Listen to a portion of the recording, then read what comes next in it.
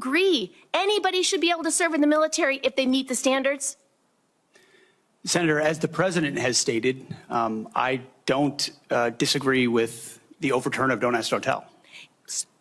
Great, because I don't want you thinking, can't serve if you're a mom, can't serve if you're LGBTQ, and then last, can't serve if you're a leftist. The statements you said about people who have views differently than you, that we're the enemy, are you saying that 50% of the DOD, if they hold liberal views or leftist views or are Democrats, are not welcome in the military? Are you saying that? Senator, I volunteered to deploy to Afghanistan under Democrat President Barack Obama. I also volunteered to guard the inauguration of Joe Biden, but was denied the opportunity to serve because I was identified as an extremist by my own unit for a Christian tattoo. Gang cases, 3,000 cases against violent criminals. That's not my question. We know that you... Well, you asked if I was weaponizing the FBI, and I am not. I'm giving you the hard, concrete examples of the men and women putting handcuffs on bad people, doing harm to our children and innocent Americans. I do not see weaponization. But you have placed on leave FBI employees responsible for the investigation of January 6th. That sounds political to me. I have not placed anyone on leave who has not violated their ethical obligation or their oath to the Constitution. So if they were investigating January 6th, you believe they were violating an ethical obligation? Nope. I think the common theme here is you putting words in my mouth, and I'm not going to tolerate it, nor will the men and women of the FBI. Well, you did place on leave an analyst responsible for investigating Russia's meddling in the 2016 election. Is that politicization? Is that retribution? No, not if she broke the law or the ethical guidelines. I don't know which case you're talking about, but that's the standard. And we will hold ourselves inwardly accountable, and we will not be strayed from our mission because people think we are politicizing the Bureau. If you want to talk about someone who was attacked by a weaponized Bureau, you're looking at him. And now he's the director of the FBI, and he's cleaning it up. Well, I would just say to everyone who's listening that the FBI needs to be focused on its mission to keep the entire country safe. It should not be weaponized for partisan political gain. Thank you, We are. Chairman. How can I get by on one house? I need 5 houses. I own 3 residences. Yeah, I do. I need jet planes to take me all over the world. Think I'm going to be sitting on a waiting line at United? That's the only way you can get around. No apologies for that. Sorry, the American people. We've got the money. We've got the power. Guess what? I'm a United States Senator. It's the biggest bill of its kind ever in the history of this country. And Speaker Johnson and Leader Thune have done an incredible job. I mean, I'll let you know we have to get a vote, but we have a lot of support for that bill. And if that happens on top of all of these trade deals that we're doing, this country will hit a point that you better go out and buy stock now. Let me tell you, this country will be like a rocket ship that goes straight up. This is going to be numbers that nobody's ever seen before. That's a very important element of all of this. You know, if we get that, if you don't, and the Democrats are fighting it only because they want to fight. They have Trump derangement syndrome. You know, if it was somebody else, they wouldn't fight. If you had a normal person, if you had some stiff sitting behind you, they'd be fine. But they have Trump derangement syndrome. You know, Senator Schumer's become a Palestinian. Welcome. I don't know when they're going to give him the ceremony, whatever the ceremony may be. It's terrible what's happened to the Democrats. So very, very important element of everything, of what we're doing. What's your total deportation so far? Well over 100,000. I mean, I looked at the ICE arrests. You're over 100,000 now. Yeah. So you wanted to take the worst first. Have you gone through the worst? No, we got a long ways to go. Well, who else is left? Well, when we started this this thing, it's just shy of 700,000 illegal aliens in this country with a criminal conviction or pending criminal charges. So we got a lot of work to do. I looked at the numbers the other day, just yesterday. ICE interior enforcement arrests are just below 75,000, which is 3 times more than Biden did in the same time frame when he was president. So ICE is making a lot of arrests, but there's more work to do. And actually, we had a series of meetings this past week. We're going to increase the number of the operation teams. We're going to increase worksite enforcement. Because of Sanctuary Cities policy, what we're going to do with Sanctuary Cities, we're going to flood the zone. So if one agent can't arrest one bad guy in the jail and they choose to release him in the community, it means I can send a whole team to look for him.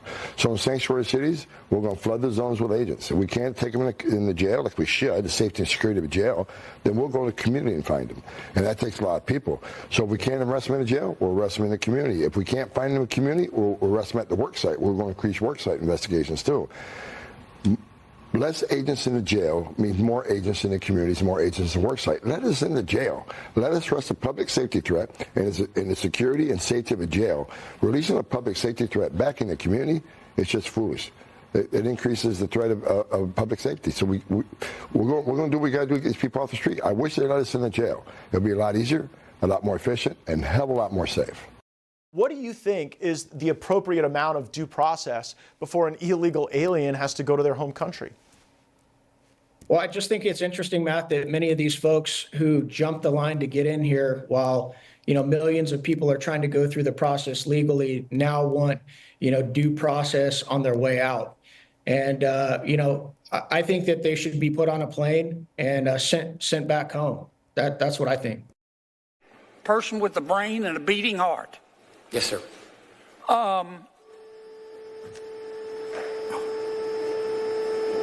Did Jeffrey Epstein hang himself or did somebody kill him? Senator, I believe he hung himself in a cell in the Metropolitan Detention Center. Are you going to release all the information about that? Senator, we are working through that right now with the Department of Justice. When do you think you'll have it done, Cash? I think in the near future, sir. Like before I die? Senator, we've been working on that, and we're doing it in a way that protects victims and also doesn't put out into the ether information that is irrelevant for production of the public, such as CSAM. Thank you, Mr. Chairman. Senator Reid. Thank you very much, Mr. Chairman. And when they took over, Buttigieg, who has no clue, he drives to work on his bicycle with his, in all fairness, with his husband on the back, which is a nice, loving relationship. But he didn't have a clue. This guy didn't have a clue. And he's actually a contender for president. Between him and Crockett, you can have that party. But he didn't know what he was doing. And My message is simple. No matter how powerful you are, no matter how much money you think you may have, no one is above the law.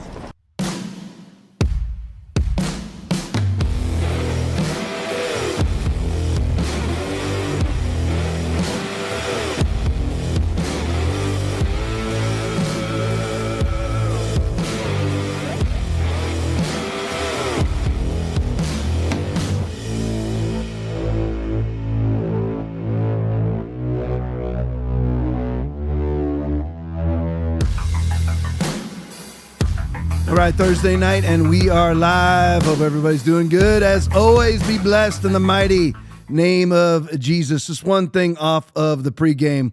Very disappointing video there between John Kennedy and Kash Patel. And this is the thing. I mean, you can love the Trump administration, which I absolutely do, and do believe he's the greatest president we've ever had. But you have to point out when they are going astray. You really do. Or sometimes people will go way far astray. And when Kash Patel is asked, do you believe that Jeffrey Epstein killed himself? Kash Patel knows the answer to that question. And he needs to answer that definitively. And we all know that Jeffrey Epstein could not have killed himself. I mean, again, all the guards were asleep. He had fractures in his neck that were not conducive to a hanging. He was put in a cell with a homicidal maniac on purpose. All the cameras were conveniently not working. And not to mention, he has testimony on every last person on the Epstein list. And then, of course, we just had Virginia Giuffre, something like that, just killed herself also, the one who testified against Prince Andrew. Amazing how that works, which is why James O'Keefe was very nervous about exposing Prince Andrew, considering that the witness who exposed him originally, Virginia Giuffre, just allegedly killed herself after surviving a car accident. Why wouldn't she just let herself die or kill herself in the midst of recovery from a very severe car accident where she was very strangely hit by a bus? So anyway, I mean, again, this is just incredibly disappointing. And then he's asked, when are we going to see all of the Jeffrey Epstein materials? He says, quote, we are working through it. Now, we are 100 days, 108 days, something like that. I can't remember what days are. It was 108 days, I think, a couple days ago. So I'm not sure how many, 100 plus days in. We're averaging about 100 deportations a day, and that may sound good, but it's not, folks. That's 365,000 for the year. Okay, Joe Biden allowed in 20 million people. Now, good news is the Supreme Court cleared the what's it called again, Aaron? Enemy Aliens Act. Yeah, Enemy Alien Act. So we are allowed to deport en masse without due process, sort of, until it gets challenged by Norm Eisen, challenged by the ACLU, and then Amy Coney Barrett, and Brett Kavanaugh and John Roberts to the rescue once again. So for the leftists, I'm talking about, not for us. So listen, the whole thing is that our verbiage needs to be definitive. I honestly can't stand it when Donald Trump says that Mike Johnson and John Thune are doing a great job. I know that that's his tactics. I know, listen, Donald Trump built the New York skyline. I didn't. Donald Trump is worth $12 billion. I'm not. So you know what? My criticism rings hollow to some extent, and I acknowledge that. Certainly acknowledge that. I have never put together multi-billion-dollar deals or hundreds of millions of dollars worth of deals. He has. He's had to assuage every single political element in New York City and D.C. at different times for both political reasons and real estate reasons. So do credit to him. I love him. And he's the greatest president, certainly in my lifetime, and in my opinion, the greatest president we ever had. He needs to be the next carving on Mount Rushmore if he continues down the path that he is. But it's time to hold people accountable. John Thune, who only votes with us 52% of the time, he needs to be held accountable. And John Thune and Mike Johnson are not doing a great job.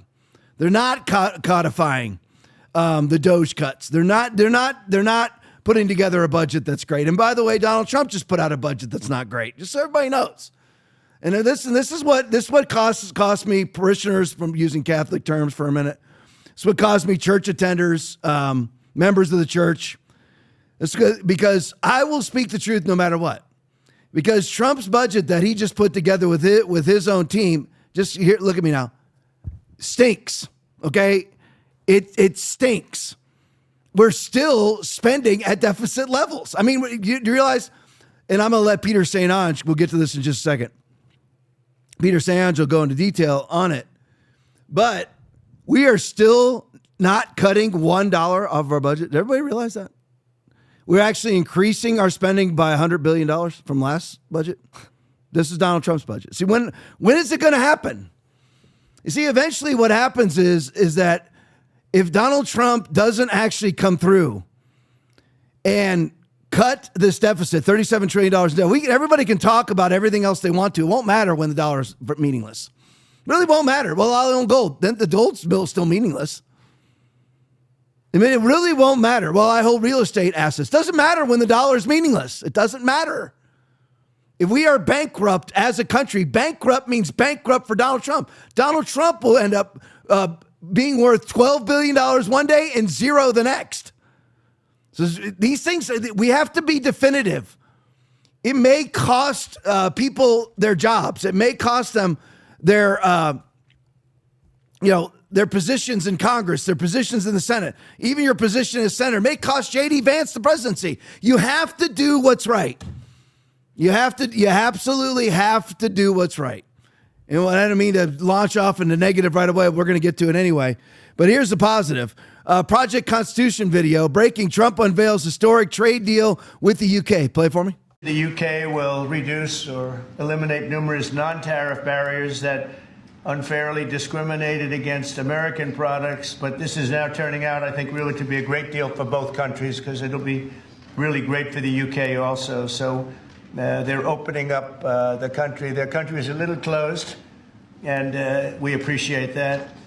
They'll also be fast-tracking American goods through their customs process, so our exports go to a very, very quick form of approval, and there won't be any red tape. Things are going to move very quickly both ways. The final details are being written up in the coming weeks. We'll have it all very conclusive, but the actual deal is a very conclusive one. We think just about everything's been approved. So good for both countries, and we'll also receive new market access for American chemicals, machinery, and many other industrial products that weren't allowed, and they'll end up getting products that they'll be able to price, and if they like them better and we make great products, they'll be buying those products, but they were not available in the UK. Furthermore, in a historic step, the deal includes plans that will bring the United Kingdom into the economic security alignment with the United States. That's the first of its kind. So we have a big economic security blanket, and that's very important. And we feel very, very comfortable with that because it's been a great ally, truly one of our great allies. I mean, a lot of people say our greatest ally. I don't want to insult people by saying that, but I can say it's certainly one of our greatest. All right, since I'm about to go negative in a second, here's the positive. And I mean, here's the overall, again, 110 days, whatever it's been since Trump's been in office. You know, I mean, I'm not going to give it an A+ because it really hasn't gone A+, but a lot of that is because it's not really, a lot of it's not Trump's fault. If we're talking about Tom Homan and Donald Trump, that really has nothing to do with them. I mean, we're deporting about 1,000 people a day. It's not good enough, 100,000 so far. That's not remotely good enough, but that's got nothing to do with them. If we were allowed to use the Alien Enemies Act, there'd be, which we weren't allowed to because of Norm Eisen and ACLU lawsuits, 200 plus of them, not to mention a lot of other Doge cuts would have happened. Two, here's the thing. So people will be like, well, Tom, stick with the UK. I can't. I just have to tell you what's on my mind.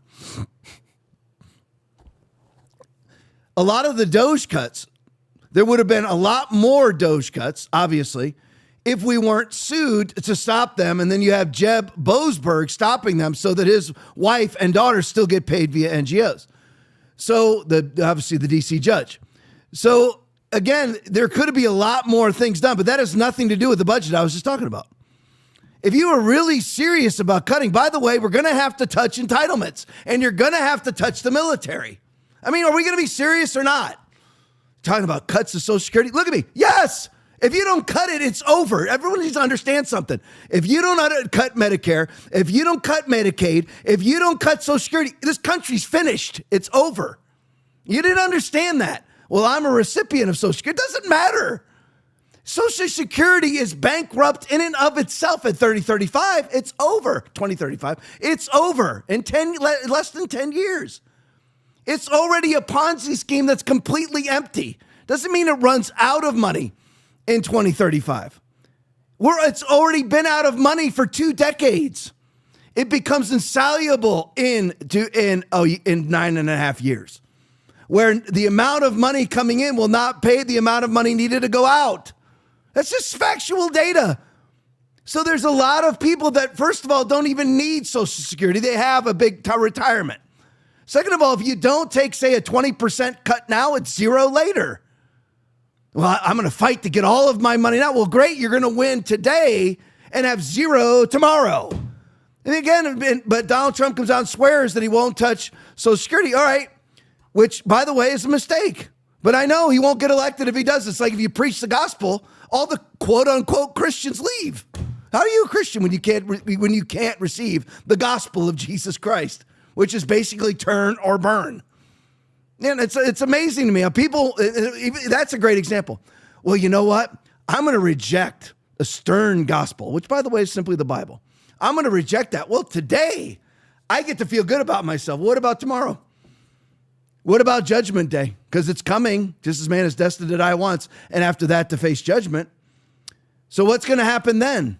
Do you see what I'm saying? So these things have to be touched. And by the way, okay, you're not going to touch Social Security. You better pick one. You're going to have to cut the military. You're going to have to cut Social Security. You have to cut Medicaid. You're going to have to cut Medicare. That is just the way that is. And listen, a lot of Medicaid and Medicare is insurance swindling fraud. Anyway, we keep catching it. And by the way, if you cut Social Security, a lot of Social Security's fraud. We've already caught it. We've already illustrated on the show where all these hundreds of thousands of checks are being issued to people who are who are 14 years of age. I mean, come on. I mean, again, it's going to have to be touched. There cannot be, and what you have to do is go out and explain to people. If they won't receive it, then you lose your job. That's okay, you do what's righteous. Well, I get to keep my job by not doing what's righteous, but then the entire country collapses, so you have a job that no longer exists.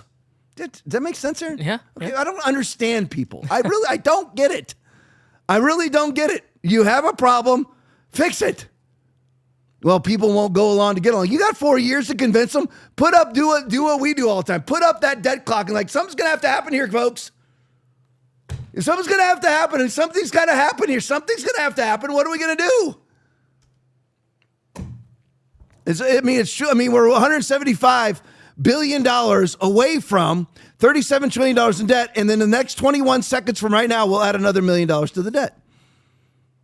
And you're telling me that that's all needed for Social Security, Medicaid, Medicare, and the military? It's not. Military would be perfectly fine if you cut their budget in half. Yeah. How dare you say that, Tom? Because you don't need it. They don't need it. A lot of it is absolute freaking waste. A lot of it is putting poor people like Will in dangerous situations who fought in a war. You put them over on a base so that the military-industrial complex can profit off of it when they get bombed. So what do you have an American military base in Syria for? I mean, what for? What for? What's the reason? Why do you have American peacekeeping forces that don't keep the peace? All of that cut. Have an active military. You don't have to cut one person. Cut the stupid. You cut the stupid out of this, that debt clock stops right now. You cut the stupid out of it, the entire debt clock stops. That debt clock is fueled by this government, including the one that's currently there, because Donald Trump hasn't fixed it all yet. He has only had 100 days. He's trying to fix it. He's being blocked by Norm Eisen and the Democratic Party. But this entire budget that you're seeing is just reeling right now. All of that money that you see being spent is NGOs that have been put in place. And they may not have the title of NGO, but they are all NGOs. Even the ones that are inside the government are NGOs. These are NGOs that are put in place to disperse money. And the people that run these NGOs are paying themselves millions and even billions of dollars to disperse $100,000. That's exactly what's happening. They pay themselves $5 million to disperse $5,000. That's what's going on. Even when they do finally disperse the $5,000, that was to hire a Democratic Party attorney for 1 hour. That's exactly what's going on. That has to be stopped. Explain to me why Trump just putting forth a budget that doesn't cut any spending off our current spending levels. Everybody see this freaking thing? Everybody see it? We can talk about the new pope and we can talk about the new world order. None of that means squat. This is the biggest problem, just not sexy. Mm-hmm. This is the problem right here. Well, what about vaccines? Okay, I agree. Vaccines are killing people. I agree. But the United States isn't going to exist much longer. This can't go on, folks. What if there is a margin call? Does anybody think of that? What if there's a margin call? Tomorrow, what if there's a margin call? Everybody wants their money back. What's going to happen? Dollar's gone. It's over. But Mike Johnson got the approval of the Democrats today. Donald Trump got to say that a budget's been passed. What does that matter if the country's gone? I really never understand the deprioritization of people's minds. You're sitting in church and you're confronted by your sin and you're offended by it. Why? Did you sin or did you not? Well, yeah, I just didn't really appreciate the way that he said it. What does it matter? Did you do it or did you not do it? If you sinned, you got to have something. The blood has got to cover it or you're going to hell for it. That's just a fact. Why are you offended? Someone comes up right now and says, hey, Tom, you're fat. You know what I'll say? You're right. You're correct. My waist is, I don't know, it's 38 or 40 inches, something like, I don't know what size pants I wear, but I hope buys, my wife buys for me. Something 40 or 38. Yeah, I shouldn't be a 40-inch waist. That's right. I don't go, what do you mean I'm fat? That really offends. Why does it offend me? Is it correct? Even if someone came up and said, hey, Tom, you're effing fat with the real word, I would just simply, like a scalpel, remove the effing and go, is the fat part right? Yeah, that's right. I could put fat man right here instead of free man. It's true. Okay, I'm not the fattest person on the planet. I'm just saying, you know what? I could use a few less M&Ms. Some people, that's just simply what's true. And this is going to have to be dealt with.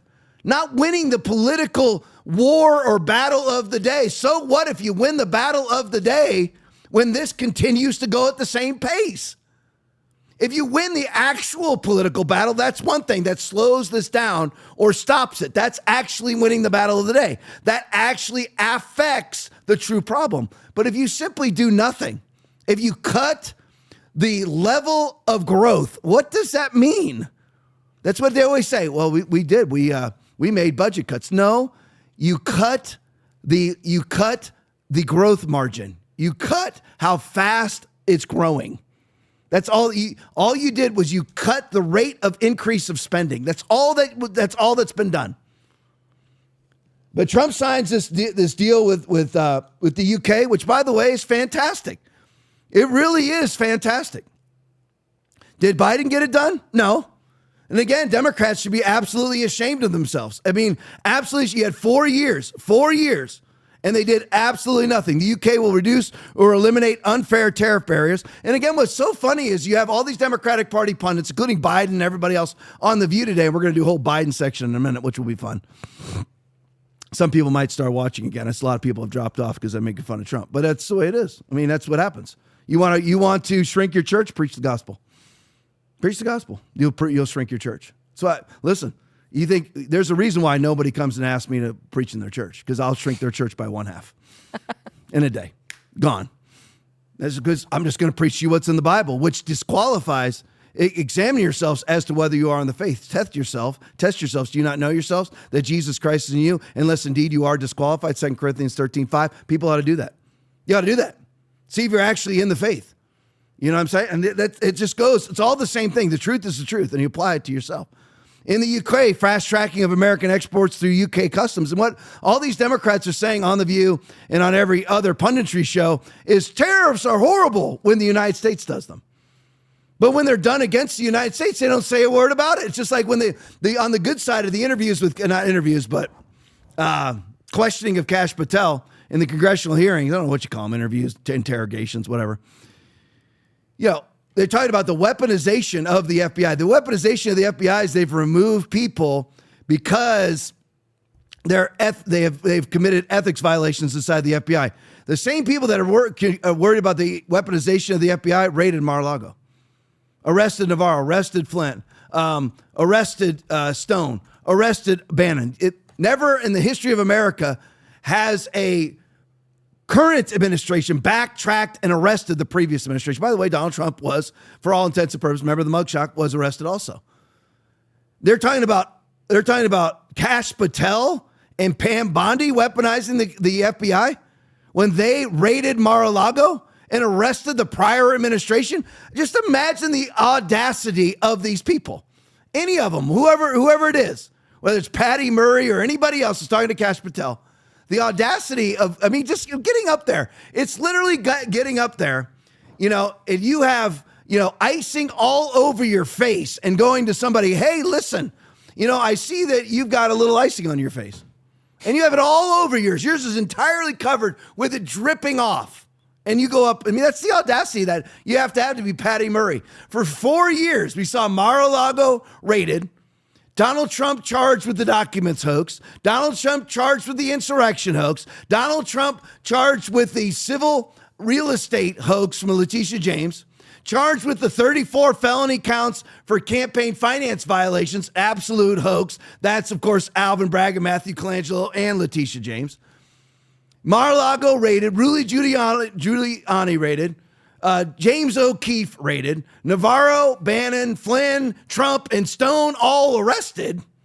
Not to mention all the lawyers that were disbarred, like Sidney Powell's of the world and everybody else who was charged and ended up pleading out or whatever. So, basically, these are the people that are concerned about the weaponization of the FBI when the FBI under the Biden administration was turned on the previous administration. And listen, a lot of us out there, we need to toughen up and be able to withstand some Trump criticism, some Trump administration criticism. We all need to be able to withstand it. Doesn't mean that because people like right now, you watch Owen Schroyer. Okay, he is not a Pam Bondi fan. You going to turn on Owen now?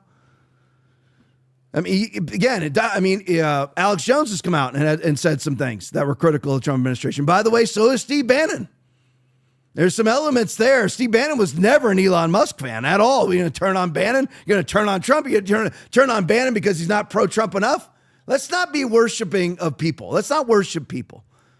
All right, that we see that problem in Rome today, do we not? The Vatican. I mean, we see that today. I don't know if it's actually in Rome. I don't know what happens when they swear him in.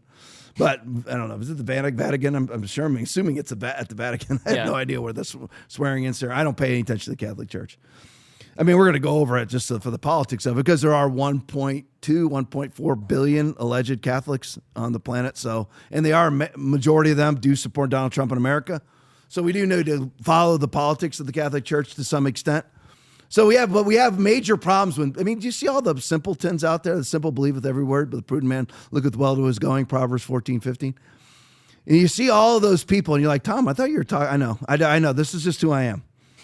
And you're like, I'll probably get through more news stories than the average person, but I mean, a lot of it I'm already kind of covering, but I do get sidetracked. But you see all those people standing outside waiting for the white smoke. I just think it's pathetic.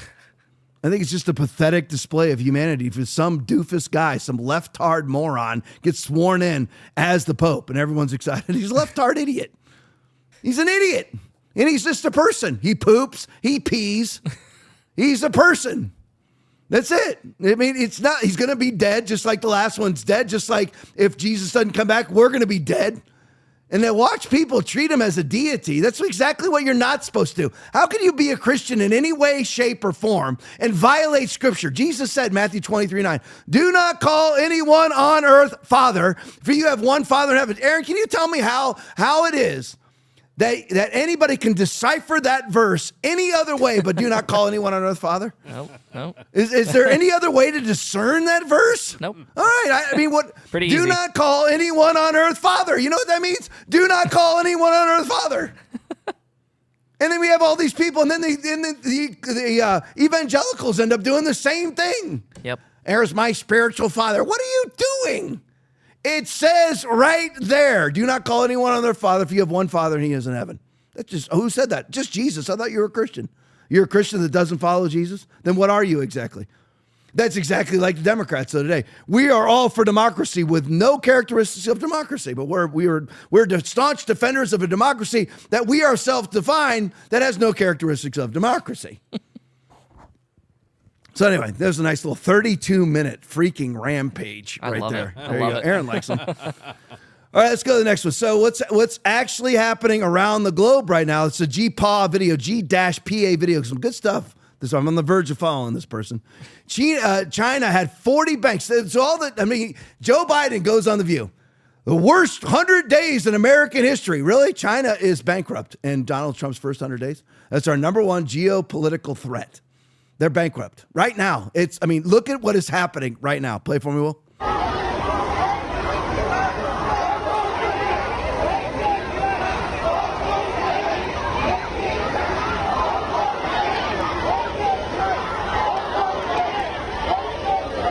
That was the site outside of China's most recent bankrupt bank, the Jiangxi Bank of China. And I wish I could say that this was the first bank that we've seen in China go completely insolvent, but it's not. Because as you can see right now, the banking sector for China is facing an all-out massive crisis where in just 1 week, 40 of their banks have completely disappeared. I have to repeat that. 40 banks have collapsed in 1 week in China. I mean, that is just total catastrophe for that entire economy. And I wish I could say that the Jiangxi Bank was just a small local regional bank, but it's not. Because as you can see, they were the 44th biggest bank in all of China in 2023. Now the question becomes, what's the root cause of all of these banks collapsing at the same time? And as you can see, that China's smaller banks were already struggling with bad loans and exposures to the ongoing property crisis. And it gets even crazier than that when you look at these numbers.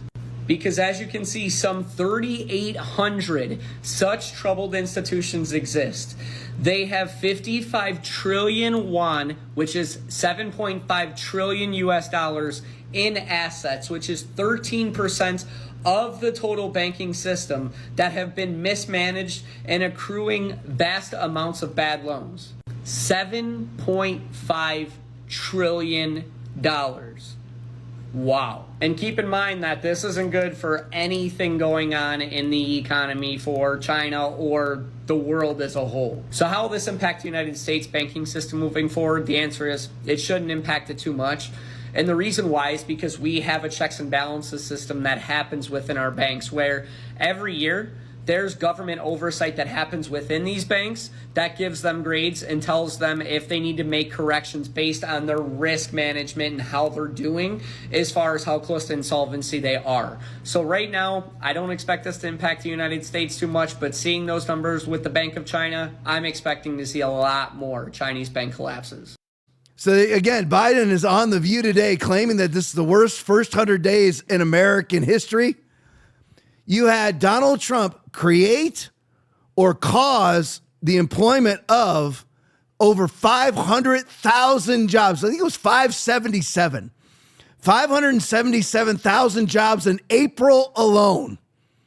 Those were new jobs created and people taking jobs. In April alone, and Biden has the audacity to claim this is the worst 100 days in American history. You have an uncooperative Jerome Powell at the Fed who's refusing to lower interest rates. And it's all still happening anyway, which, by the way, he's cooperatively lowered interest rates for every previous president until Donald Trump. So we have a biased political leftist running the Fed right now. We shouldn't even have the Fed. There's another bold move. Does everyone realize how much everything would improve if we didn't have private bankers manipulating our currency for their own benefit? Because everyone thinks it was very cleverly said, very cleverly named, the Federal Reserve, the Fed, the Federal Reserve. It's not federal. It's all private bankers, starting with the Rothschilds and the Rockefellers and all the rest of them when they met on Jekyll Island, and it was all formed in 1913, the same year as the FBI. Another worthless institution. Oh, I mean, I don't know what it was that we had a collective diarrhea dump in 1913. I wish we could skip that year, go back with our flux capacitor and just skip to 1913.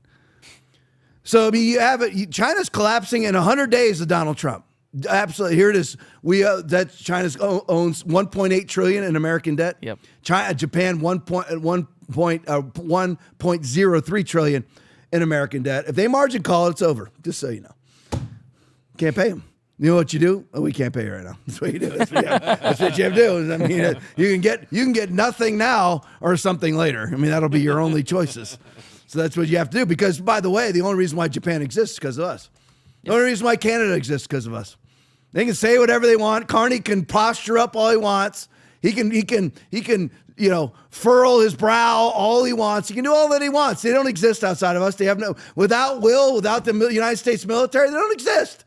They have no military. And by the way, we put their gay military on video. We showed their gay military on video. Oh, they are a bunch of transgender activists. That's all they are. They can't fight a war. What war are they fighting? This is World War II. I mean, I think they were Juno Beach in World War II. I mean, what war are they fight? What are they successful at? Nothing. They live under our ballistic military missile shield. That's it. They don't have anything. They got nothing. They boo the national anthem. If you want to boo Trump, that's one thing. They boo the national anthem. The very country that prevents you from speaking Chinese, everybody over there is speaking Chinese right now. They just walk across the Arctic and take over. Them and the Russians just take over. Well, stop them. What are they going to do? Have a gay pride parade? Stop Russians? It's not even legal to be a transgender in Russia. It's not even legal to be gay in China. Good luck with any of that. I mean, they're just going to roll right over you. You're going to boo the national anthem. None of these places even exist. So, they want to collect their debt. Tell them to go. That's where I miss cussing because I'd make like a vulgar gesture right now. No, you don't get your money back right now. We provided you. I mean, how much did we lose in Iraq alone? I'm not talking about the blood of American soldiers. I'm talking about just fiscally. How much do we live? I mean, hundreds and hundreds and hundreds and hundreds and hundreds of billions of dollars in Iraq alone, let alone Afghanistan, probably ended up in the trillions. Of course, the Bidens profited off of it. Of course, at least they made their money off it. Again, with the philosophy of I will profit today, and everything I'm profiting off of will be gone tomorrow. So what the money that I actually profit and I earn today will be meaningless tomorrow. Oh, the total. Aaron said this to me. Oh my word. Ouchie. The total estimated cost of the Iraq and Afghanistan wars to the U.S. is between $4 and $8 trillion. What do we get?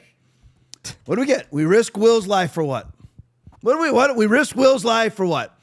One of my right-hand men here at the church, Travis, also a Marine, fought in Iraq. We risked his life for what? What do we get out of that? Debt. That's it. Why don't we just say, you know what? We're going to risk. What do we get? There you go. That's what we got. We risked Will's life for that. Why don't we say, if we're going to risk Will's life, we're going to risk the Marines' life, the Army, Navy, Air Force, we're going to risk all of their lives. Maybe we ought to walk away with them paying us back every dime. Ooh, who's doing that right now? Donald J. Trump in Ukraine. And we're not even risking American lives. Allegedly, there's no American forces on the ground. Wink, wink, nod, nod in Ukraine. If you believe that, okay, if you believe that, then you believe that butt babies are coming. You believe that butt babies will be born. Gosh, dog, 9:41. All right, let's move on. Gosh, dog, I talk about this stuff all night. All right, Kaneko with a great video. So we have another one here. Aaron, just side by side it. We have another one. I'll just read Kaneko's commentary on it. Retard slashes a Tesla Cybertruck tire in front of cameras which record his face and license plates. Just make sure this person is arrested right there. I mean, look at him look right at the camera. I mean, how dumb. First of all, Aaron, roll it back to the beginning for me in case it drags on and on. Just scroll it right back all the way to the beginning and just let it roll. Look at him. He gets out of the car. By the way, we have his tag. So it's already over. I mean, it's already, his tag's right there. So it's already over. I mean, I guarantee his name's already on the internet. And then look at it. He looks right at the camera. It's absolutely brilliant. And of course, once again, he has blue hair. Mm-hmm. Your 2025 Democratic Party, their policies revolve around vandalizing vehicles. That's the 2025 Democratic Party. All right, let's go to the next one. Dinesh D'Souza tweet. What happened? So here's Chrissy Van Hollen. He's moved on. His love of his life. I didn't put him out there. There was videos. I call them Fantasia videos. Aaron does. I'm not sure Aaron's a big fan of them, but I like them. When Trump's playing electric guitar and all that stuff. Oh, I don't know if Aaron likes them or not. But anyway, I love him. Right, yeah. I love him. Aaron thinks Aaron's all right. I can always tell because if he doesn't comment, that means he's not strongly in favor of them. Because if he really hates them, he'll say that. But that's true. Yeah, but if he says nothing, that means he doesn't love it. He doesn't love it. He's fine with it. But there were some Fantasia sort of videos out there of Van Hollen making out with a Brago. Dancing. That's funny. They were so gross. I will play just about anything on the podcast after we go off the Christian Television Network. But I'm like, but these were so vulgar. I'm talking about tongue. And it's rough. I don't know if there's actually tongue, but it was like that level of kissing. So anyway, Christie's moved on. Look at the bottom. For 66 days, the Netanyahu government has blocked all food and aid from going into Gaza. So Christie, again, he doesn't care anything about Gaza 15 minutes ago because he was all consumed with Kilmar, get ready, Abrego Garcia.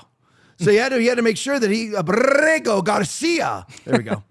So he was all concerned about that, but he knows now that doesn't work because he found out that Kilmar, after given a final order of removal, was still trafficking in human beings, 7 of them caught in the state of Tennessee in a vehicle that as he was human trafficking children. He was found to have done that in just 3 years ago in 2022. And again, the Tennessee State Police are refusing to release that video. That's kind of weird, isn't it? We got the Nashville police refusing to release the transgender manifesto, all those different things. It's as if the FBI is behind the scenes doing those things, which, by the way, I believe Cassie Patel is reversing.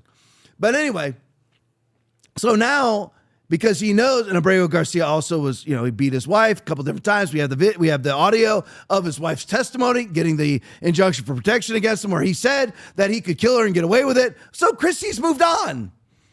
Chrissy has now decided to move on. I wonder if he's going to take the trip to Gaza that you and I get to pay for. He's going to probably stay at a very expensive hotel outside of Gaza, barely go up and get to the very outskirts of Gaza, staying, of course, completely and totally out of danger, while he loves to send our military in danger all the time. But anyway, so I wonder if he's going to take a taxpayer-funded trip to Gaza next. For 66 days, the Netanyahu government has blocked all food and aid for going into Gaza. Now, we're told, it plans to seize and reoccupy huge parts of Gaza as it pushes for Trump's plan to force 2 million Palestinians to leave. That would be ethnic cleansing by another name we can't stand for. So he's moved on. As Dinesh says, what happened to Kilmar Brego Garcia? It seems that his domestic abuse violations and child trafficking reports have reduced his political value to Democrats. By the way, it's gone. They're gone. Nobody's talking about it anymore. Nobody's talking about it. It's gone. It's gone. As soon as it came out that, as soon as it was discovered who Kilmar Brego Garcia really was, a wife-beating, child trafficking illegal member of MS-13, they all decided to drop his case. And none of them come out and say, what are those vaunted 3 words?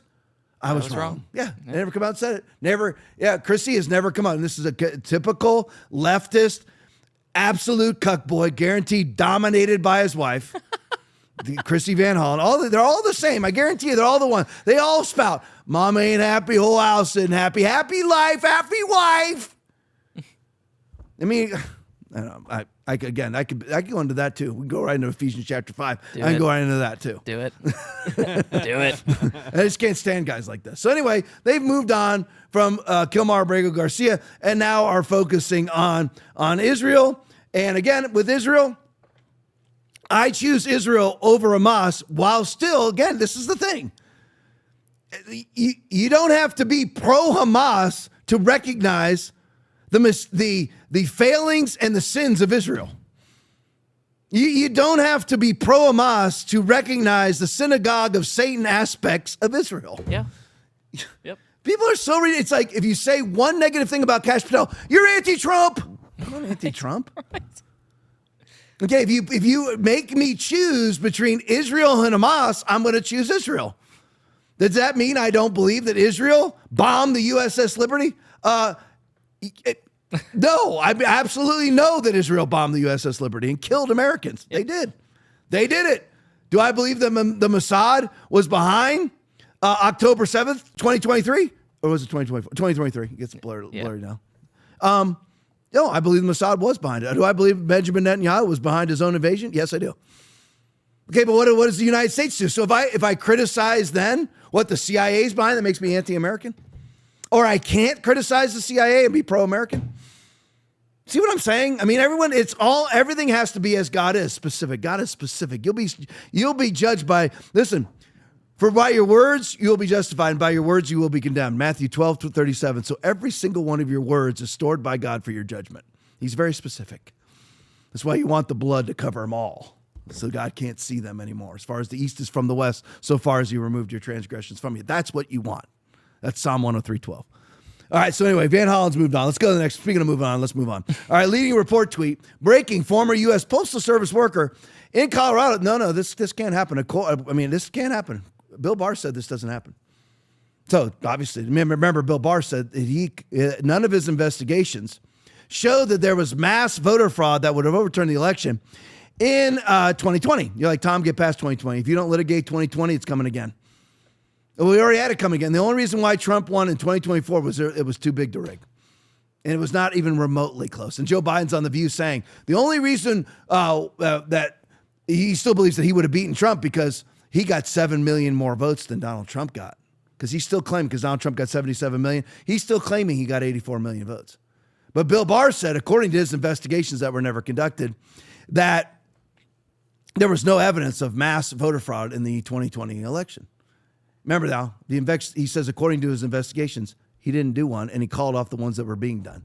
Breaking, former U.S. postal worker in Colorado has pled guilty to identity theft and forgery after stealing and fraudulently submitting mail-in ballots during the 2024 election, which is why we lost Colorado.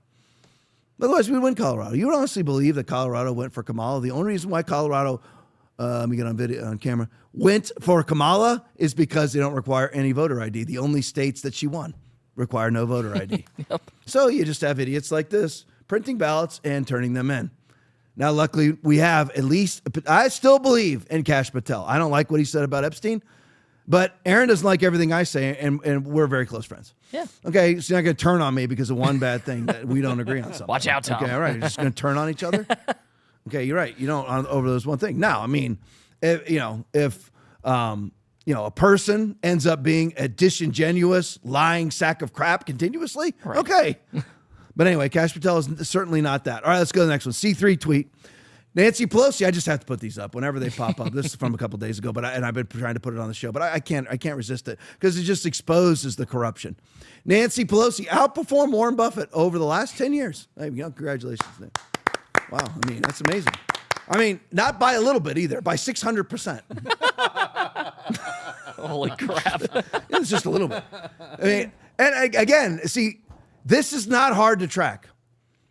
If you haven't, if everybody watched the Fox, I think it was with Jesse Waters and Elon Musk, where Big Balls was finally revealed to everybody. He looks like a 12-year-old kid. Yeah. You release, I'm telling you right now, you give me 500 Big Balls, because you need that many to go through all this stuff. All these people go to federal prison inside of a year. Nancy Pelosi and all the rest of them, they need to be in federal prison. There's no way. Nancy Pelosi's stock portfolio grew by 720% in 10 years. Folks, Warren Buffett's stock portfolio grew by 185%. Pelosi had almost 4 times the gains of Warren Buffett. Buffett is known as one of the greatest portfolio managers of all time. Insane. I mean, again, it's impossible. It's insider trading. I could name some of the specific things if I spent a couple minutes researching, because I used to have them in my mind. I think they're gone now. You never know. They could pop up. But anyway, the specific trades that she's done but it's always Paul did it. as if that gives her any measure of plausible deniability. Paul did it. Paul happens to gather all of the information that, because we have Nancy Pelosi and of course hundreds of others, including Republicans who have been caught doing the same things, including Kelly Loeffler, who now serves in the Trump administration. Yep. So I don't trust her either. But anyway, they get caught. They're all overseeing areas of the economy that they themselves invest in. It's like they weren't investing in it before they were overseeing it. They started investigating it after they were overseeing it. And that's what she's done for the last, that's just the last 10 years. What has her stock portfolio done in the last 25 years? Who knows? She's worth between $200 and $300 million, and she's never made over $200,000 in a year. But Paul does it all. He makes the trades. He makes the trades in the areas of the economy that she supervises and oversees. Huh. He's the one who makes the trades. She's in charge of regulating a certain aspect of the economy, and then she makes stock trades. Oh, wait, no, she doesn't. Paul does it, but it's specific to the areas that she regulates. Right. Amazing, isn't it? All right, let's go to Joe Biden's appearance on The View. I will get to the Pope before we close out. In case any of you are interested, I will get to the Pope. I promise. I'll get to the Pope before we close out. It's actually right after the Biden section here. So I have so much. I have a whole expose on Democratic cities and states right here that I keep trying to get to, but I just haven't been able to get to it because of breaking news, including Biden's appearance on The View. So this is a Blaine C video. Biden's appearance on The View is going about as well as you'd expect. Now, this was somebody's idea to do, is to put Biden on The View for him to perform live. That was a great idea, isn't it? Watch this. Play it for me. The projects, the benefits. How do you lead the world without having the best infrastructure in the world? How do you lead the world without having the best health care in the world? How do you lead the world without having the best education system in the world? How do you lead the world when you don't have that done? All right, Aaron, can you put that back on and play it again? Just leave the volume on, and I'm going to yell over it. Just play it whenever you can. The projects, the benefits. How do you lead the world without having the best infrastructure in the world? How do you lead the world without having the best health care in the world? What does that mean? Without having the best education system in the world? How do you lead the world when you don't have that done? He just blurs and slurs all of these words together. And here's the problem. Biden, of course, in and of itself, he is a mega problem. But it's just like if you have an absolutely rude, obnoxious human being who comes to all of your family gatherings. Again, this goes back to my whole diatribe about babies crying in church. And whatever example you want to use. So you bring a baby into church, people are there to hear the pastor preach and to worship, right? So, and your baby's screaming, and a lot of the biggest offenders are those who let their baby talk throughout the service. Is they have a baby who's just starting to break out into some verbiage, and they just let the kid squawk and talk and everything else during the service. And like, well, it's just a baby, right, that you're supposed to govern, that you're supposed to manage. You're supposed to manage that baby so that nobody else around you is bothered by the baby. Which one's worse? This is a dumb or dumber scenario. The person who knows that the baby or the obnoxious relative at Thanksgiving, the obnoxious relative, whoever they may be, they're the one who gets drunk. They're the ones who's rude, obnoxious, and demands that everybody pay attention to them. They never shut up. Who's worse? The offender or everybody standing around them that acts like it's okay? Right. Who's worse? I don't know who's worse, but they're both culpable. And they're both completely and totally wrong. And the people standing around them are enabling obnoxious, rude behavior. And everybody's standing around. Again, this is a synopsis of what went on for 4 years with the mainstream media and the Democratic Party. We're all going to pretend like Joe Biden is perfectly fine. And this is the thing, everybody's gotten very skilled at pretending about things, pretending things. We're going to pretend a 99.9% survival virus is 99.9% non-survival. We're going to glove up, mask up, spit shield up, PPP gear up. We're going to stand 6 feet apart because Scott Gottlieb on the board of Pfizer made that 6-foot rule up. We're going to close our churches and our businesses. We're going to vax 10 times. Of course, well, never close, never will. Never social distance, never will. Never mask, never will. But anyway, people are perfectly willing to cooperate with bold-faced lies. This is like the absolute political prostitutes on The View who are going to act like Joe Biden. Well, you heard that. Aaron, can you go back to the original video one more time? Sorry about that. Go back, just play it whenever you can. We're all going to pretend this is normal. The project, the benefits. Look at Joy Behar. How do you lead the world without having the best infrastructure in the world? How do you lead the world without having the best health care in the world? How do you lead the world without having the best education system in the world? How do you lead the world when you don't have that done? Look at them all act like you got Anna Navarro standing right now. Oh, this is just brilliant.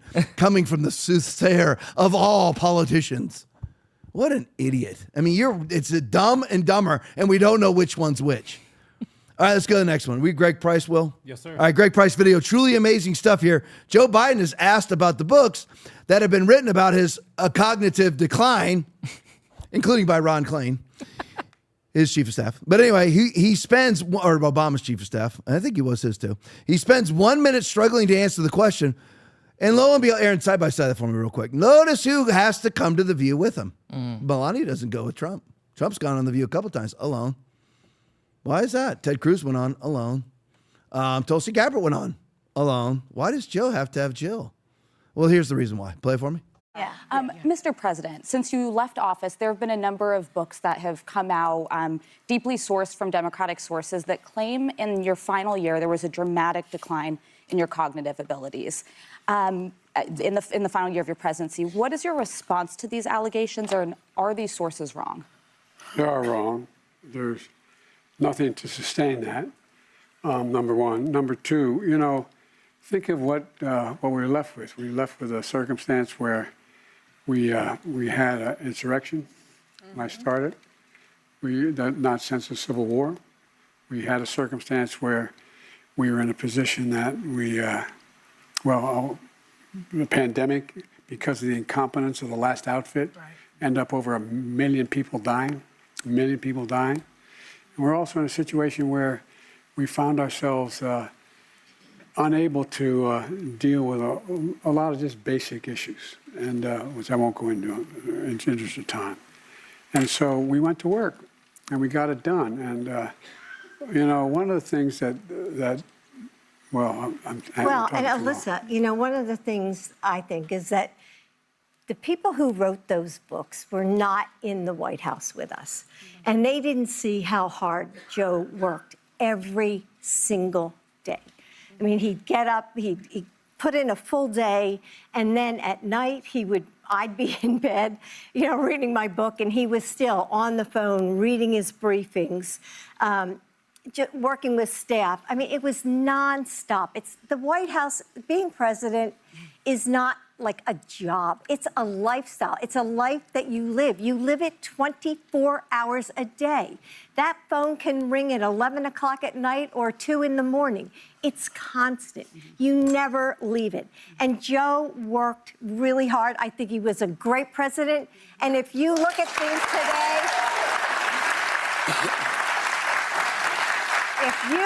things today, give me Joe Biden anytime.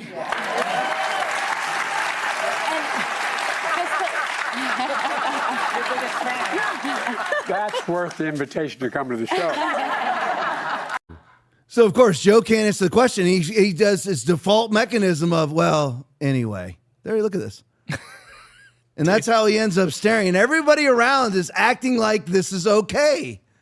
I mean, it would be akin to everybody standing around while a child drowns, and everyone stands around like it's okay. It's not okay. He's not okay. And it's amazing. I can't remember what her name is. Abraham Ferrari or whatever her stupid name is. The alleged Republican dark-haired chick to the far right on the show.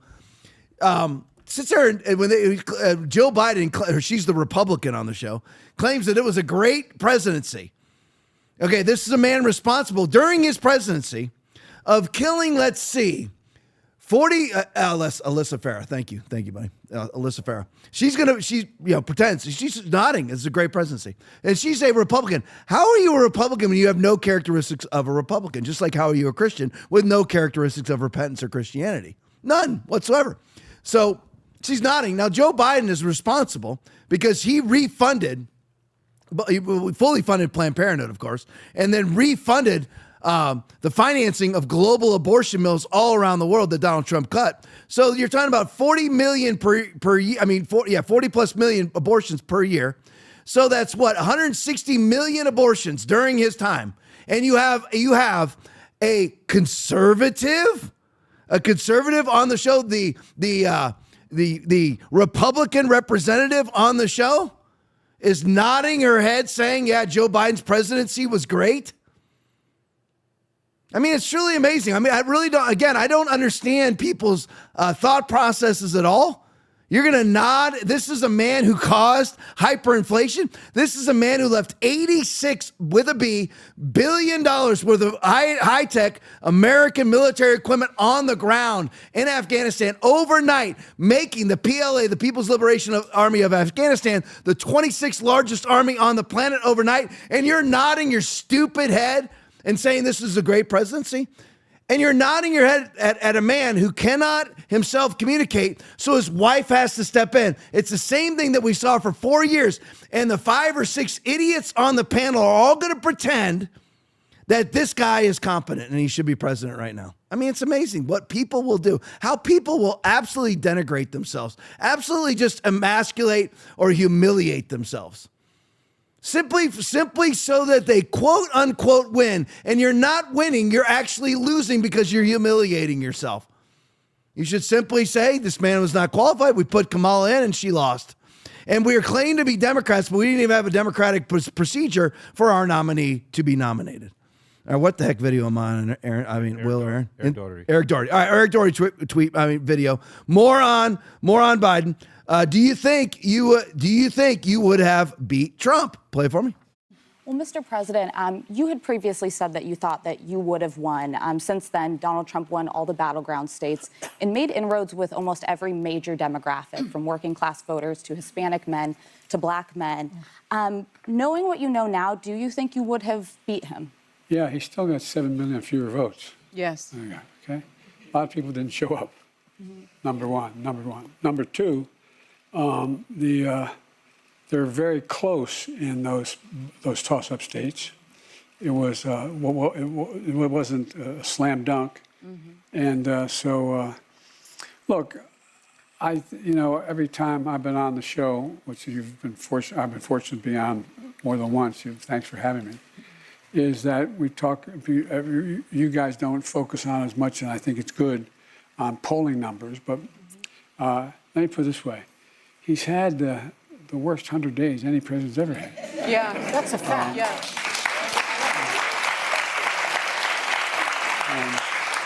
And I would not say honesty's been a strong point.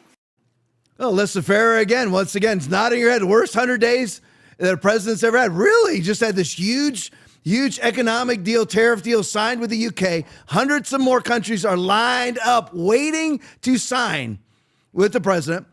Prices are way down. Oil prices are way down. Gas prices are way down. Grocery prices are way down. Inflation is non-existent. And Alyssa Farah, as the Republican representative on the show, nods her head dutifully so that she can have a job. So she will prostitute herself, all of her principles, all of her character, so that she can have a job. Which is, by the way, what all the COVID-caving Christians, all the COVID-caving pastors, all the COVID-caving conservatives did under the 4 years of 15 days to flatten the curve. You know, we're just going to, I don't want to lose my job, so I'm going to put a mask on. Why don't you stand up, put your life in the hands of Jesus, and watch him give you a better life after you've actually stood up. Amen. It is for freedom that Christ has set us free. Stand firm then, and do not let yourself be burdened again by a yoke of slavery. It's just the Bible now. It's Galatians chapter 5, verse 1. So Biden says that he got 7 million, that Trump got 7 million fewer votes. Of course, that was when Biden got his 84 million votes, when we had the first mass mail-in, no ID, no signature verification election in American history. But I won't digress into that. Obviously, that abomination of a quote-unquote election that was caused by all the capitulating Christians and conservatives. Because if none of us would have cooperated with all the COVID bull crap, then they wouldn't have had an excuse for mail-in ballots. Can't go vote because it's just too deadly to go face to face with a 99.998% survivable virus. Everyone just went along with it. Either they believed it out of fear or they went along with it out of fear. They went out of fear of what it would cost them socially or in their reputation. As a Christian, I think that cooperation is a Christian attribute. You must have never read the Bible then, because Jesus didn't cooperate. He ended up on a cross. So it's just funny. The worst 100 days in America, and again, the jobs numbers, 577,000 jobs either created or taken in, people actually taking the jobs in April alone. And this is the worst 100 days in American history, one trade deal after another. What's Trump's economic investment so far? $7 trillion. $7 trillion has been pledged to this country. Whether it's, Aaron, if you think of them, if you think of the ones that I'm not thinking of, you let me know. Mm-hmm. But I know it's Apple and NVIDIA, OpenAI, and others have planted $7 trillion into the economy. That they're going to build factories and they're going to invest $7 trillion worth of investments. What was Joe Biden's? None. Zero. And Alyssa, was it again, Alyssa Farah? Alyssa Farah. Nodding her head. Oh, yeah, worst ever. So she'll whore herself out for a job on The View. What a disgusting human being. Absolutely repulsive human being. And the one thing I've got to say, too, is he said, he was handed an insurrection. Insurrection happened 2 weeks before he took office. And by the way, of course, it was not an insurrection because there was no guns involved. And it was a 2.5. So the insurrection was a 2.5 hour, if that, 2 hour delay of a vote. That was his insurrection. And everyone on there, oh yeah, it was an insurrection. How so? Do you ever actually look at what a real insurrection is? Because there's an insurrection about every 4 to 6 years in Turkey. Serious, an insurrection where somebody gets a hold of the military and they actually storm their version of the White House with tanks. That's an insurrection. And they either win or lose and people die. That's an insurrection. Not Roseanne Borland, who was a protester being beat to death. Not Ashley Babbitt being shot through the neck by Michael Byrd. And not one single gun ever found on one J6 protester. Not one. But we did have, probably a couple hundred FBI assets, Metro PD assets, State Department assets, DHS assets in the crowd instigating thing to begin with. But that's the insurrection. And then he says the pandemic part. I love the pandemic part. And I shouldn't even talk about it because that's the end of the show, but I'm not going to do it. Pandemic part. He says that because he inherited this pandemic that was handled so horribly by the previous administration. Why does it matter? You got the glorious vaccine. Yeah. By the time he took office, everyone was getting vaccinated. You got the glorious vaccine, Joe. That, by the way, to his detriment, Donald Trump developed for you via Operation Warp Speed. The vaccine that you've taken at least 4 times, and you've gotten COVID 4 times at minimum. So, and by the way, his decline increased at an absolute, hugely increased rate. His decline, precipitously, absolutely, increased after he was vaccinated. Joe Biden got way worse cognitively after he got vaccinated, which is a side effect of the vaccine. But anyway, so he says, we inherited this pandemic, 99.9% survival virus. But anyway, this pandemic. But you were given the glorious vaccine that you said saved everything. So it had to be over that moment, so which one are you lying about? That there was a pandemic? Or are you lying about the vaccine that you said would solve the pandemic that didn't solve the pandemic? Because if you were handed a pandemic with a vaccine, then you must have been lying about the vaccine. Because the pandemic would be over with your glorious vaccine, Joe.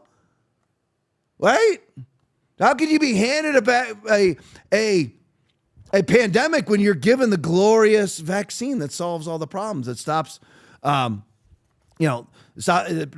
stops transmission and infection that you lied about and that Pfizer never even tested to see if it would do that. But anyway, so again, just look at the numbers, shall we? They claim, and by the way, I don't believe in these numbers. I've said that 1,000 times on this podcast, just to make sure people know that I don't believe the CDC's numbers under, Rochelle Walensky or Mandy Cohen or any of the other idiots running the CDC for their own personal profit. But anyway, so they said, 1.2 million Americans died of COVID. You just said 1 million people dead, remember? Okay, well, when he took office, less than 300,000 were dead. But when he left office, 1.2 million died. So 900,000, again, I don't believe these numbers, but they're just using the CDC numbers, 900,000 people died post-vaccination, and only 300,000 died pre-vaccination because, and this is from Australia, more people died of the least virulent variant, Omicron, than the most virulent variants, which were Delta and Alpha. That's weird, isn't it? It's as if they don't have an immune system because people died of the sniffles but didn't die of the flu. Because that's really all that. It's not even, doesn't even call, coronaviruses are actually colds. They're not even flu. So people, of the Alpha variant, very few people died of the Alpha variant. There was no, and Aaron and I have played Aaron and I and Will, we've showed the graphs 1 billion times on this podcast where there was no increase in excess deaths anywhere in the world during COVID-19, 2020. The excess deaths began in 2021, now up to 35 million excess deaths, according to the Society of Actuaries. And everybody died of COVID post-vaccination because they have no immune system. They have what's called VAIDS. That's the problem. But look at the idiot just spouts out information. You want to talk about it's not even information. He just spouts off mis and disinformation, and the idiots around him, the compliant, cooperative morons, including the alleged Republican representative on the panel, all nod their heads. Oh, yeah. All million people died of COVID. First of all, by the way, nobody really even died of COVID. About somewhere between 30 and 80,000 people died of COVID in the United States. It's all lies. Everything's a lie, and all the morons around just sit there and shake their heads to it. Where the heck am I? Let me see here. Oh, I got to do this part. I got it, but I got to get to the Pope too. All right, I'm just going to do both. All right, because I got to show you this one because this is what I've been waiting. This is the fun part of the show, so I got to do it. So here it is, a little bit more on Biden on The View. So here, Insurrection Barbie video. Wait for it. Biden says Harris lost because of sexism. Play it for me. She is. She's qualified to be president of the United States of America. Right. But I was surprised. I wasn't surprised because they went the route of the sexist route, the whole route. I mean, this is a woman. She's this. She's that. I mean, it really. I've never seen quite as successful and a consistent campaign undercutting the notion that a woman couldn't lead the country and a woman of mixed race. Yeah. And And they played that to a fairly well. In addition to that, one of the things happened, if you notice, and I'm going to be shorter, okay? I promise. Okay. She said, "Don't be Joe Biden, be short." I said that to him. Anyway, make a long story short, all kidding aside, think about it. So I didn't want to intervene right there because it was Ana Navarro that said it to him. So he's talking to the wrong person. He doesn't even know who's talking to him because somebody told him to keep it short. Don't be Joe Biden. And he looks at Whoopi Goldberg, who's actually Ana Navarro. So we're just typical Joe Biden. And he says that the reason why she didn't win, that Kamala, give it to me, Aaron. Kamala. The reason why she didn't win was sexism because Aaron and Will and I and all of us Republicans were saying a woman couldn't run the country. Who said that? Show me one video of one Republican saying that. Even people who believe it. Nobody said it. But he said all the Republicans are saying, so this guy just spews and vomits lies and nobody holds him accountable. No, not one person ever said Kamala couldn't run the country because she's a woman. Nobody ever said that, not one. But Joe Biden says that that's all we were saying during this entire campaign, that a woman couldn't be president. Nobody ever said that, not one time, ever. And then, by the way, let me just address the speech. It's United States of America, not United States America, which he said for the last 5 years. And yes, 5 years now. United States America. It's United States of America, you idiot. And nobody even, again, you should be saying, okay, there's a cognitive issue when the president of the United States cannot say a two-letter word, of. So let's look at why Kamala actually lost, because Joe Biden said it was sexism. Is that why she lost? Let's look at some videos and let's determine why it was that she lost. This is a 5DME81 video. Kamala, word of the day. Play it for me. The Kamala word of the day is clearly story. It is your story and the story of our friends before you is really, that's the American story, right? In telling your story and being so strong in the way you do it, and both of these stories, for you to tell these stories, this story is a story that is sadly not the only story.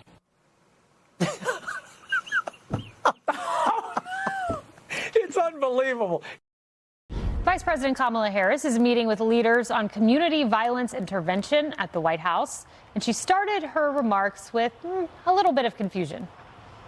The work of community work, and in particular violence intervention, is about investing in the community, understanding our capacity, understanding the greatness, and then being motivated with that knowledge to do what we can to reduce harm, but not for the sake only of reducing harm, but in investing in the potential and the greatness. That is the essence of this work.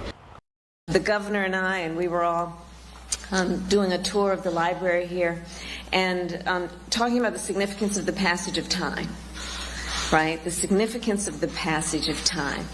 So when you think about it, there is great significance to the passage of time in terms of what we need to do to lay these wires, what we need to do to create these jobs. And there is such great significance to the passage of time when we think about a day in the life of our children.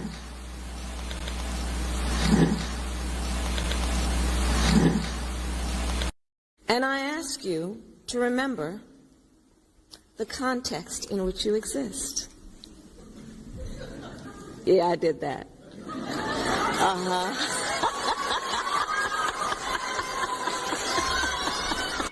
So you see, she wasn't not elected because of sexism. Just so you know. Hey, Will, we're going to skip ahead. Let's go right to Alex Jones. That's 4 slides up from where we are right now because it's the best summation instead of wasting a bunch of time. So here, Alex Jones video. A Vatican expert on Alex Jones summarizes the new Pope, which is Robert Prevost, now Pope Leo the whatever. Great summation here from Alex Jones, about a 2-minute summation of what this Pope is going to be and who he has already been. Play for me. Is a sign by the cardinals that rather than choosing somebody from Asia or from Africa, they wanted to actually insidiously nominate and elevate to the pontificate somebody who is American. It's the first time in history, but Robert Francis Prevost is no friend of Donald J. Trump. He is, of course, somebody who comes from Chicago, but also with a vast history in South America that connects him to the infamous Jesuit order.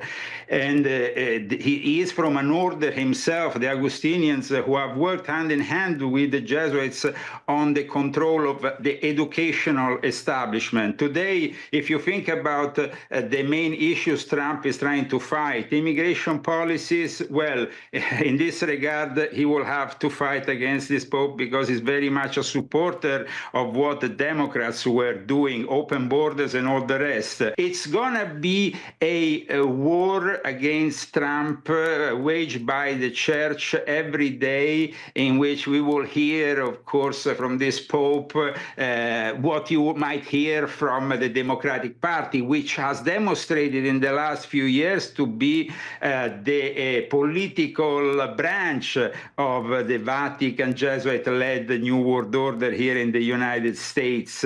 So it's not a good day. Some Americans might perceive it as a good day. For those who were hoping in a traditional Pope, in somebody who will support also a return to the Latin Mass, this will be, of course, a disappointment because this Pope has no intention in going back, but rather in moving forward. Is he Francis light or is he as bad as Francis?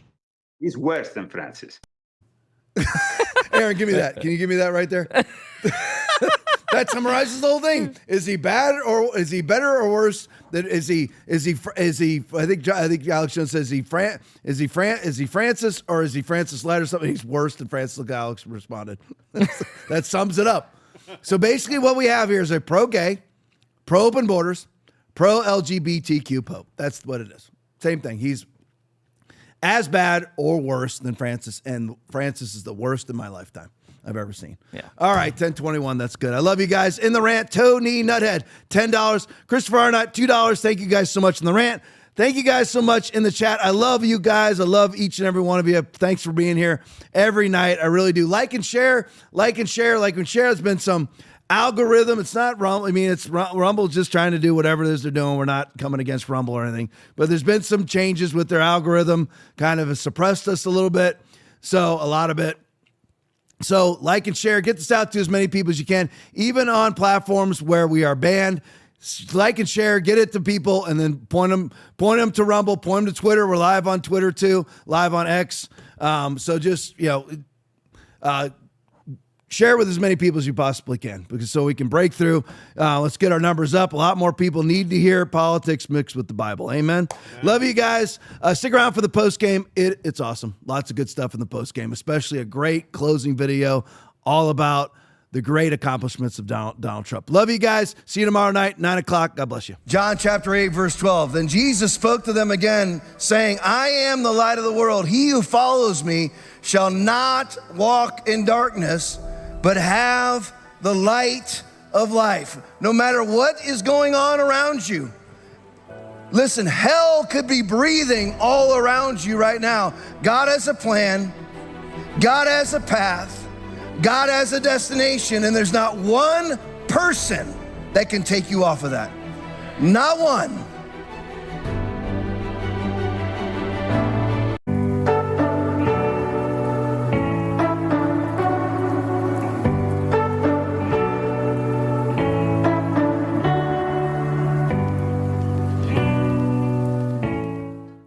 Thank you for watching the Tom Laipply podcast. We appreciate your support. As a special thank you, when you donate $25 or more, you'll receive a free TLP mug. Sip your favorite beverage while enjoying all the insights from our episodes. Your support helps us keep bringing you current events from around the globe. Donate now to claim your mug.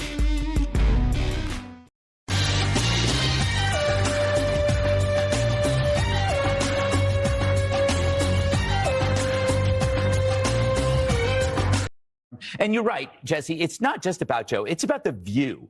It's like, it's become like a medical hospital that displays human misfailure. Like, it's like here, let's look at this political oddity. You know, it's like, it really is like the left-wing equivalent of a carnival sideshow, except instead of bearded ladies and fat clowns and two-headed cows.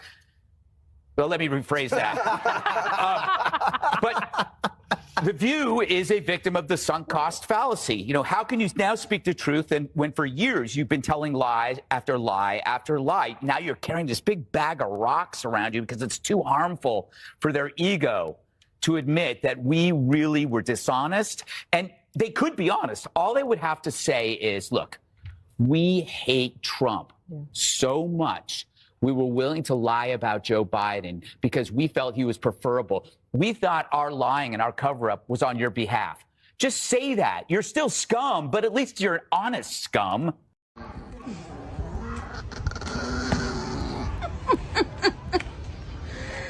meu Deus, tem que rir de uma situação dessa. Ai, meu Deus, quase peguei.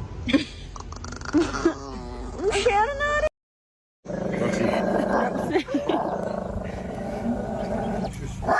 No, stop it. Stop it. No, stop it. Stop it. No, stop. Some voters, though, might ask, you've been in the White House for 4 years, you were vice president, not the president, but why wasn't any of that done for the last 4 years? Well, there was a lot that was done, but there's more to do, Anderson. And I'm pointing out things that need to be done, that haven't been done, but need to be done. You've been reluctant to lean into, to talk about the historic nature of your candidacy on the campaign trail. Why is that? Well, I'm clearly a woman. I don't need to point that out to anyone. You think you just fell out of a coconut tree? You exist in the context of all in which you live and what came before you. Like, don't hear that. Don't hear that. I eat no for breakfast. That's my saying. I eat no for breakfast. So I may not be quick to have the answer as soon as you ask it about a specific policy issue sometimes, because I'm going to want to research it. I'm going to want to study it. I'm kind of a nerd sometimes, I confess. So when we think about what's at stake in this election, whoa, it's packed with some stuff. And as a woman, there's a balance to be struck between being tough and being a bitch.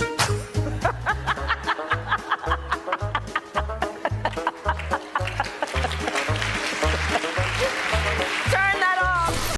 Get to know the old people, man. Because the new old people that are coming are going to be the worst old people we've ever had. We got some terrible old people coming, man.